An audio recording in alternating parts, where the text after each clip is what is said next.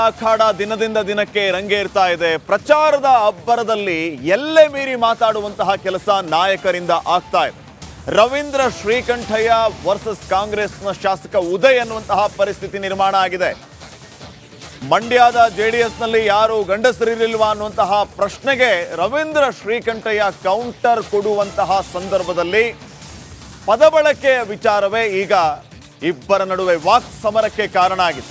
ಹಾಗಿದ್ರೆ ಕಾಂಗ್ರೆಸ್ನ ಶಾಸಕ ಉದಯ್ ಹೇಳಿದ್ದೇನು, ಇದಕ್ಕೆ ಪ್ರತಿ ಕೌಂಟರ್ ಎನ್ನುವಂತೆ ರವೀಂದ್ರ ಶ್ರೀಕಂಠಯ್ಯ ಹೇಳಿದ್ದೇನು, ರವೀಂದ್ರ ಶ್ರೀಕಂಠಯ್ಯ ಅವರಿಗೆ ಮತ್ತೆ ಉದಯ್ ಯಾವ ರೀತಿ ಕೌಂಟರ್ ಕೊಟ್ಟರು, ಬನ್ನಿ ಕೇಳಿಸ್ಕೊಂಬರೋಣ. ಎಲ್ಲಿತ್ತೋ ಇವರು ಗಂಡಸ್ತನ ಪಾಪ, ಎಲ್ಲಿ ಶ್ರೀಲಂಕಾದಲ್ಲೋ ಗೋವಾದಲ್ಲೋ ತುಂಬಾ ಕಳ್ಕೊಂಡ್ಬಿಟ್ಟಿರ್ಬೇಕು ಗಂಡಸ್ತನ. ಇಲ್ಲಿ ಮಂಡ್ಯ ಗಂಡಸರು ಅಂದ್ರೆ ಏನು ಅಂತ ಈ ಸಲ ಚುನಾವಣೆಗೆ ತೋರಿಸ್ತಾರೆ. ಕಾಯ್ತಾ ಇರಿ, ಉತ್ತರ ಬರುತ್ತೆ. ಮುಂದಿನ ಚುನಾವಣೆಯಲ್ಲಿ ತಾವು ನಿಂತ್ಕೊಳ್ಳಿ. ಮದ್ದೂರಿನಲ್ಲಿ ಸುಸಂಸ್ಕೃತವಾದವರು ಯಾರನ್ನಾರ ಒಬ್ರು ತೀರ್ಮಾನ ಮಾಡ್ತಿರಲ್ಲ ಅಭ್ಯರ್ಥಿ, ಅವಾಗ ತೋರ್ಸಪ್ಪ ಗಂಡಸ್ತನ. ಇವಾಗಲ್ಲ, ಬೇರೆ ಬೇರೆ ಕಾರಣಕ್ಕೆ ಗೆದ್ದಿರ್ತಕ್ಕಂಥವ್ರು ನೀವೆಲ್ಲ ಎಷ್ಟಲ್ಲಿ ಗೆದ್ದಿದ್ದೀರಿ ಪಾಪ. ನಾಗಮಂಗಲದಲ್ಲಿ 4,000, ಮಂಡ್ಯದಲ್ಲಿ 2,000, ನನ್ನ ಹತ್ರ ಒಂದು 10,000 ಅಂದ್ರೆ 6,000 ಓಟ್ ನನಗೆ ಬಂದಿರೋ ನಾನ್ ಗೆಲ್ತಿದ್ದೆ. ಎಲ್ಲ ಕಡೆ ಪುಟ್ಟರಾಜನ 6,000 ಓಟ್ ಬಂದ್ರೆ ಅವಾಗ ಗೆಲ್ತಿದ್ದ.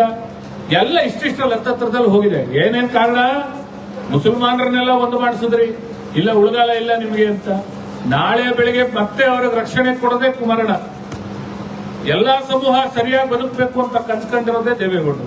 ಗೋವಾ ಶ್ರೀಲಂಕಾದ ಗಂಡಸ್ತನ ಕಳ್ಕೊಂಡಿಲ್ಲ. ಹಂಗೇನಾರ ಕಳ್ಕೊಂಡಿದ್ರೆ ರವೀಂದ್ರ ಶ್ರೀಕಂಠಯ್ಯ ಮಗನೇ ಕಳ್ಕೊಂಡಿರ್ಬೇಕು. ಸ್ವಲ್ಪ ಅವ್ರ ಕಾಸ್ಟ್ ಮಾಡ್ಬೇಕು. ಗೋವಾ ಶ್ರೀಲಂಕಾದ ಗಂಡಸ್ತನ ಕಳ್ಕೊಂಡಿಲ್ಲ. ಈ ಸೇರ್ಪಡೆಯ ಬಳಿಕ ಸಂಸದೆ ಸುಮಲತಾ ಅವರು ಮಾತಾಡಿದ್ದಾರೆ. ಬಿಜೆಪಿ ಪಕ್ಷ ಏನೇ ನಿರ್ಧಾರ ತೆಗೆದುಕೊಂಡ್ರೂ ಕೂಡ ನಾನು ಅದಕ್ಕೆ ಬದ್ಧಳಾಗಿರ್ತೀನಿ ಅನ್ನುವಂತ ಮಾತನ್ನ ಹೇಳಿದ್ದಾರೆ. ಇದೇ ಸಂದರ್ಭದಲ್ಲಿ ಕುಮಾರಸ್ವಾಮಿ ಅವರು ಸಹಕಾರವನ್ನ ಕೇಳಿದಾರಷ್ಟೇ, ಪ್ರಚಾರಕ್ಕೆ ಆಹ್ವಾನವನ್ನ ನೀಡಿಲ್ಲ. ಸಂಸದೆ ಸುಮಲತಾ ಅವರು ಬಿಜೆಪಿಯನ್ನ ಜಾಯ್ನ್ ಆದ ಬಳಿಕ ಕೊಟ್ಟಂತಹ ರಿಯಾಕ್ಷನ್ ಇದು. ಸಂಸದೆ ಸುಮಲತಾ ಅವರು ಬಿಜೆಪಿ ಪಾರ್ಟಿ ನನ್ನ ವಿಚಾರವಾಗಿ ಏನೇ ನಿರ್ಧಾರ ತೆಗೆದುಕೊಂಡ್ರು ನಾನು ಅದಕ್ಕೆ ಬದ್ಧವಾಗಿರ್ತೀನಿ. ಇನ್ನು ಪ್ರಚಾರದ ವಿಚಾರವಾಗಿ ಕುಮಾರಸ್ವಾಮಿ ಅವರು ಆಹ್ವಾನವನ್ನು ನೀಡಿಲ್ಲ, ಸಹಕಾರ ಬೇಕು ಅಂತ ಹೇಳಿದ್ದಾರೆ. ಆ ಸಹಕಾರವನ್ನು ನಾವು ನೀಡ್ತೀವಿ. ಇನ್ನು ಈ ಸಾರಿ ನಾನು ಚುನಾವಣೆಗೆ ಸ್ಪರ್ಧೆ ಮಾಡಿಲ್ಲ ಅಷ್ಟೇ, ಮೋದಿ ಅವರ ಕೈ ಬಲಪಡಿಸೋದಕ್ಕೆ, ಮತ್ತೆ ಅವರು ಪ್ರಧಾನಿ ಆಗೋದಕ್ಕೆ ಎಲ್ಲದಕ್ಕೂ ಸಿದ್ಧ ಅನ್ನುವಂತಹ ವಿಚಾರವನ್ನ ಹೇಳಿದ್ದಾರೆ. ಮತ್ತೆ ಚುನಾವಣೆಗೆ ನಿಲ್ಲುವ ಸುಳಿವನ್ನ ಈ ಮೂಲಕ ಅವರು ಬಿಟ್ಕೊಟ್ಟಿದ್ದಾರೆ. ಈ ಸಾರಿ ಮಂಡ್ಯದಲ್ಲಿ ಟಿಕೆಟ್ ಮಿಸ್ ಆಗಿದ್ದಕ್ಕೆ ಬೇಜಾರಿಲ್ಲ ಅನ್ನುವಂತಹ ಮಾತನ್ನ ಕೂಡ ಇದೇ ಸಂದರ್ಭದಲ್ಲಿ ಅವರು ಹೇಳಿದ್ದಾರೆ.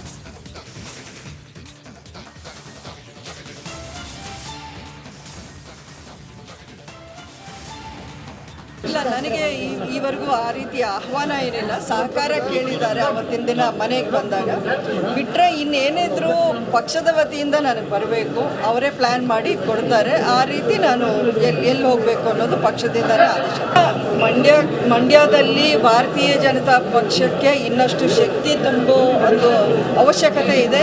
ಅದನ್ನು ಈ ಬರೋ ವರ್ಷಗಳಲ್ಲಿ, ಬರೋ ದಿನಗಳಲ್ಲಿ ಮಾಡಬೇಕು ಅನ್ನೋ ಕನಸು ನಮಗೂ ಇದೆ. ಸದ್ಯಕ್ಕೆ ಈ ಒಂದು ಚುನಾವಣೆಯಲ್ಲಿ ನಾನು ಸ್ಪರ್ಧೆ ಮಾಡ್ತಿಲ್ಲ.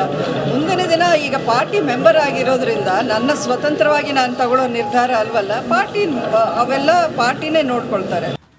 ಮೋಸ ಹೋಗಿದ್ದೀನಿ ಅಂತ ಅನಿಸೋದಾದರೆ ನಾನು ಪಕ್ಷಕ್ಕೆ ಯಾಕೆ ಸೇರ್ತಾ ಇದ್ದೆ? ಅಲ್ಲೇ ನಿಮಗೆ ಉತ್ತರ ಸಿಗಬೇಕಲ್ವಾ. ಮೋಸ ಆಗಿದೆ ಅಂತ ನಾನು ಅಂದ್ಕೊಂಡಿದ್ರೆ ನಾನು ಅದೇ ಪಕ್ಷಕ್ಕೆ ಯಾಕೆ ಸೇರಬೇಕು?